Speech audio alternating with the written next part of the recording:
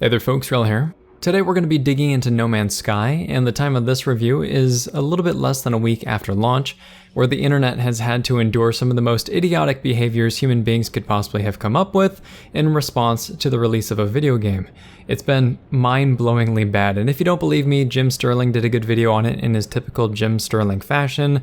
Total Biscuit did a 40-minute and extremely in-depth and level-headed review of exactly how the hype train got started and then eventually derailed. And if you want to comment on the drama surrounding the game or just have an interest, I do highly suggest giving both of those videos a look so you're at least informed first. What we'll be doing though is giving the game an honest review to share what it actually is and what you will or won't be paying for it if you choose to buy it. I do want to mention though, as a quick overview, that there were misgivings on both the developmental side and the side of the community and media. From the developmental standpoint, a lot of the issues generated had to do with the unflattering reality of games development, but also the developers were unable to recognize and admit when running into these sorts of issues. A simple statement like, hey guys, there were some things we thought we could do which ultimately we can't, would have quelled a lot of frustration and bitterness surrounding the title right now. From the media standpoint, the outlets shouldn't have run with the hype on a game that has revealed so little, and developers who have left so many unanswered questions, even simple ones like, well, what do you do in No Man's Sky, were met with an air of ambiguity. That ultimately fanned the flames of an extremely excited community, leading to a lot less of the skeptical viewership to believe that the game was going to be something that the developers never really intended it to be in the first place. That being said, let's talk about what the game is about, what it has going for it, what it doesn't, and where it can improve. In No Man's Sky, you take on the role of the Traveler, a being presumably human that sets out on a journey to the center of the universe, and at the same time, unraveling the mysteries of an alien race called the Atlas. The game starts with awakening from your crash landing on a new planet, and your first task is to fix your ship, which you do by harvesting resources using your multi-tool. After you fix your ship, you can explore the planet, eventually leave the planet and visit new ones. You can visit new space stations, spatial anomalies, even travel to new solar systems, all complete with their own planets, space stations, flora, fauna, moons, weather conditions, etc., etc. And that's the crux of this game: exploration. If you are not the type of player archetype that enjoys exploration, then you will not enjoy this game. Or if you do, you won't enjoy it for very long. It's not Minecraft in space, as I've heard it referred to a couple of times, because there is hardly any craft. Players can upgrade their suits to survive longer, hold more inventory, allow faster travel over a planet's surface, they can improve the combat and harvesting capabilities of their multi-tool, and they can upgrade the offense and defense of their spaceship, as well as allow it to fly longer and warp to more challenging solar systems. But as far as creation is concerned, that's about it. It's definitely not an EVE Online or an Elite Dangerous because the combat in the game is so minimal, and so is the trade. You'll be confronted by sentinels when you start wrecking up a planet, you'll be ambushed by space pirates, or you'll be able to respond to distress signals from large freighters being attacked by pirates themselves. The combat though is short-lived, and it's even rare if you're not on a planet whose sentinels are on high alert, or if you're not attacking freighters yourself. The trade element is lacking because there's no rhythm to it, and you have limited inventory space to actually do any trading. On some planets, you'll find that they hold rare resources, which you'll want to harvest and then sell at the nearest space station. Then you repeat that over and over and over and over again. Prices don't fluctuate a whole lot, aside from the occasional bonus when they're selling for twice as much, but these market fluctuations aren't calculated, at least they don't seem to be. In some games, you'll stock up on one resource and then you'll ferry it to a planet or a star system where it's in short supply, and it sells really well there. The trip is usually a substantial commitment of time and energy, but the payout is big. In No Man's Sky, there is no such thing. Inventory space is extremely limited, travel times are super quick, and market price points fluctuate constantly. So again, it feels like there is no rhythm.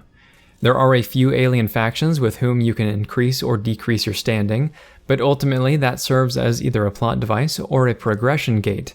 Like the Paragon and Renegade scores in the Mass Effect trilogy, it either will or won't enable certain conversation options with other life forms. From what I've seen, you won't be able to join a band of pirates and scour the galaxy in search of wealth. In fact, a lot of times it'll be difficult to tell who is even attacking you and who is an innocent bystander.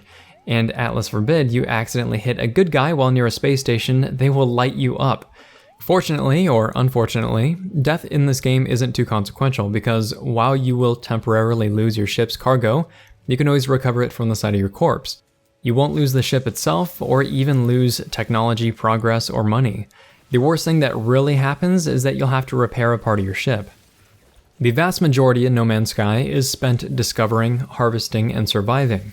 You can fly or trek across a planet's surface, you can find abandoned facilities, trading outposts, you can learn the language of a few alien races by various stones and monuments located on each planet, and you can continue your journey to the center of the universe. No Man's Sky has frequently been compared to Spore, which was a game that also had procedurally generated creatures that you'd interact with, and the feeling is generally pretty similar.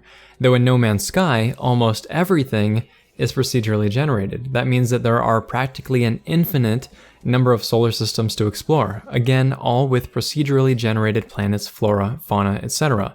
From a developmental standpoint, this is a very impressive feat, one that has not been done on the scale before, and it's difficult to appreciate that unless you understand the amount of work and tech that actually goes into a system like this, and if you've seen some of the developmental streams that talk about how it all comes together, it'll pretty much blow your mind. As someone who really enjoys game design, it's something that I can definitely appreciate, and in some ways the game feels like it was intended to be as much a proof of concept as an actual game for the end user. Maybe too much so. As a player, you can make your mark on this infinite universe by discovering these new planets and species and places, and then naming them if you so choose. After you name them, you upload the data, and when another player comes across your planet in their own game, they'll see what you decided to call the planet and its creatures, as well as who discovered it. That's really the extent of multiplayer elements in this game. No Man's Sky is, at its heart, a single-player experience. Calling it a multiplayer game is like calling solitaire multiplayer because there's a website with a leaderboard for the fastest completion times. There seems to have been the intention of allowing players to interact with one another provided they are at the same place at the same time, but that seems like one of the features that fell by the wayside during development. That being said, for an infinite universe, the game is ironically shallow. As we mentioned before, little to no crafting, fleeting encounters with enemies, insignificant attempts at establishing a trade system, there just isn't a whole lot here as far as depth. I think there was a quote that it is expected to take about 100 hours of gameplay for a player to reach the center of the universe. This is something that I haven't done yet, so I don't really know for sure, but there is certainly a story, and a lot of discovery elements.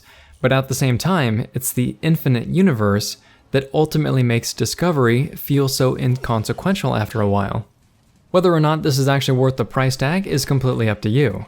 No Man's Sky is available on PC, which this review is being done on, as well as PS4. It'll run you $60 at the time of making this video, and also at the time of making this video, performance is buggy at best. On launch day, the game was practically unplayable above 30 frames per second, and a couple of days later, the new set of NVIDIA drivers came out which helped fix some of the issues, and I can at the very least play it at 60 frames per second without significant amounts of hitching, except during the first couple of minutes of loading the game. Unfortunately, the game will still crash on occasion, and it does not like being alt-tabbed at all. On the PC version, at the very least, the controls lack polish while on foot, and in the air they're annoying at the very best, though the invisible walls near the planet's surface probably don't help things either. There are a fair amount of graphical settings to modify, and the game does look good, but until the kinks are worked out with performance, you might feel lacking in the immersion department. So what can No Man's Sky do to make the game better? Outside of addressing controls and performance, they're going to have to pull off some big feature updates to maintain player interest. I'm not sure if it's possible, but a more intertwined multiplayer would be a big feature for me, being able to find and eventually meet up with your buddy, but even then, you'd just be playing the same shallow game together. Joining an organization, be it a mercenary group or a trade company, and actually giving you ways to track spaceships and such, would be another big feature that I would like to see. Then again, the actual combat in terms of weapon variety and spaceship variety could be worked out. Trade systems would obviously need to be improved by adding more consistency to planets which buy high or sell low certain types of elements, and you'd want to give players a reason to ferry back and forth. Of course, that would also mean working on the inventory system, which at the very least should allow you to carry more of the same type of element in a single slot, and hopefully being able to stack some of the more valuable one-off items that you'd find. Eventually, it could be pretty cool to see constructible bases, tameable wildlife, a place to settle down and call home inside an otherwise infinite universe, and maybe, eventually, even a way to attack and defend these player-made bases. Someone mentioned in the comment section of a recent video that No Man's Sky provides a good platform to build on, and I completely agree. From a developmental standpoint, I think that NMS is a big achievement, and if there's a commitment to fleshing out the game, you can have something really powerful on your hands, instead of being what ultimately winds up a very niche game meant for explorer archetypes. Now, would you really want to go that route? I don't know.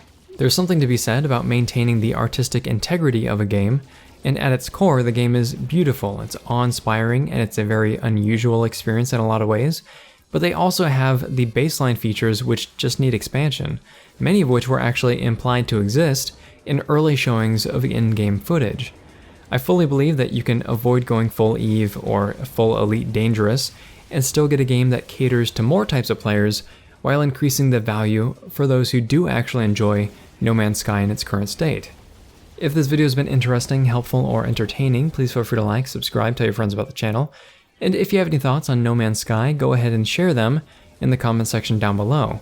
I do think that there is a lot of potential here, and I'm looking forward to seeing where Hello Games decides to take the game. Thanks very much, folks. Wrel signing off.